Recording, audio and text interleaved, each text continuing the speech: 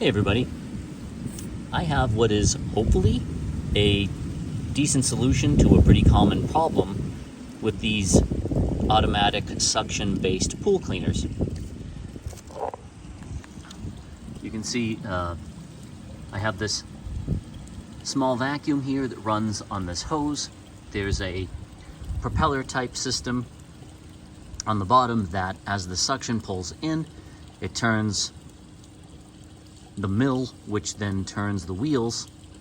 It vacuums, pulls debris in through this tube into this suction port here, which goes through the system, through the filter, and then circulates back into the pool. What most of these systems have is what's called a leaf canister.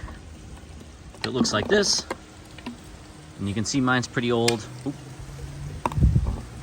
Mine's pretty old. I already pulled it off. And you can tell this is old, it's yellowed, it's not in the greatest of shape. I think this is probably the original, I'm gonna guess, at least 10 plus, maybe more, year old. I can't find any model numbers or brand name. Oh, there's something right there, I think. Nope, that's just a scratch. So I can't tell if it's the original sort of Pentair system or what it is, but most of them look like this. It's a very flimsy plastic latch here, also flimsy plastic hinge, suction on one side, on the other side to connect these pipes. And what happens is they start pulling air in at this spot here, and what happens is it starts bringing air into your system. It starts drawing air in at this seal. It starts bringing air into the system. This doesn't work as well. You're going to get air in the line. It's going to start pushing bubbles back into the pool, and it's not what you want, right? It's not as effective as a clean. The whole system's not operating the way it should. So I looked online. This was happening to mine. My canister's floating up. I could see bubbles being pulled into the pool. I could hear the sound, and I looked. I said, okay, I'll just replace this. It looks pretty old, and they're anywhere from, I don't know, $50 to $150. And I thought, well, is there anything I can do to extend the life of this particular unit? What I did, and you'll want to be, I already rinsed this off, but you pull this off. There's a net bag here that I'll show you in a minute that I cleaned. But the challenge is this, and even this O-ring is pretty pricey to replace, but mine was in pretty good shape. So there's a couple of things you want to be careful of when you open this. Obviously, you want to be careful of both this latch, which is very delicate just because it gets chemicals, sun, degrades the plastic, and it gets a little brittle. Likewise, this hinge, also delicate plastic, and it looks like, is mine breaking already? No, that's hanging in there, but you know, it's just this little plastic pin on this plastic hinge. So when dealing with this, you'll want to be careful, and a lot of times they're very difficult to open and close. It should not be difficult to open and close. You just pull this latch back gently. It should pop right open. You shouldn't have to, if you're fighting it, I think you're already a good candidate for this solution.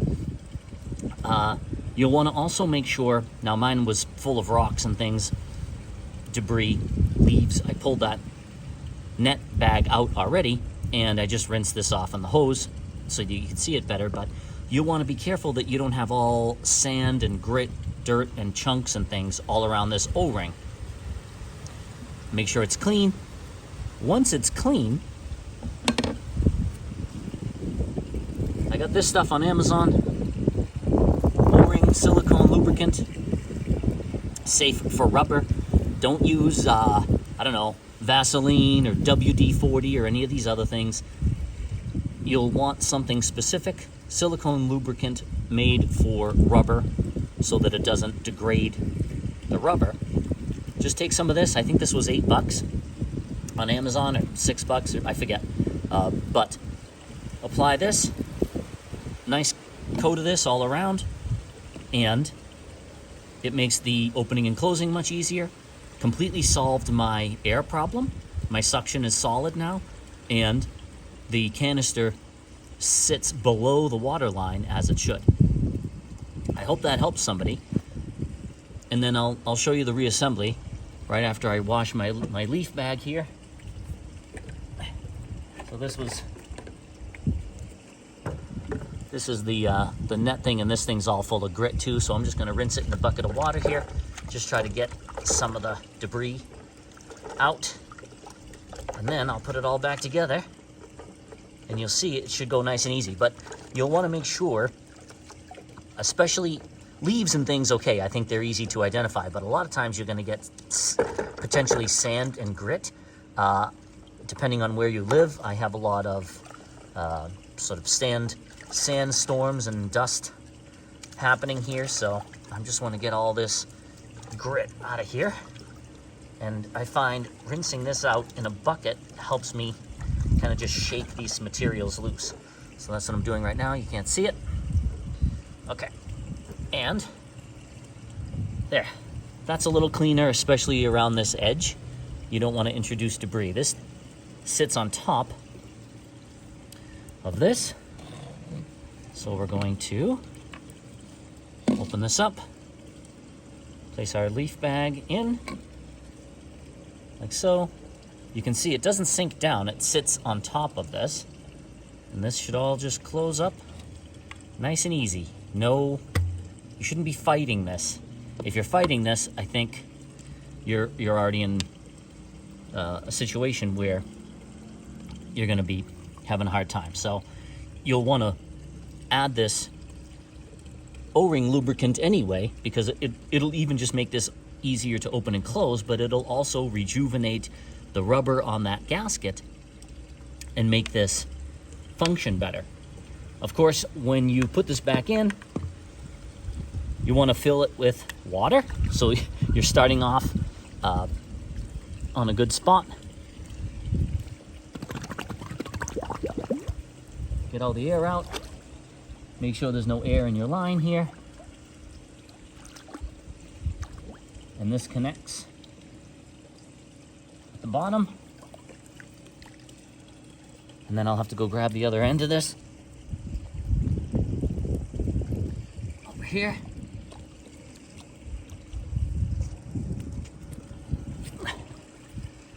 There we go. Just make sure there's no air in any of these lines already, so you're starting off on the right foot. Put this in, put this in, and off you go. The lid side goes toward the vacuum, the back end goes towards the pool, and you're ready to rock. Hope this helps someone get a little more life out of their leaf canister. And if anything else, it just makes it easier to deal with, to open and close, so you're not fighting the lid so much. Fighting and forcing that lid is going to also lead to failure. The handle is just like flimsily glued on, and the thing's gonna break. So I recommend you try some of this, some type of silicone-based O-ring lubricant. Doesn't have to be this exact product, of course. I wanted something that was guaranteed to not ruin the rubber so that I wouldn't have to buy a new O-ring. Anyway, hope that helps. Thanks.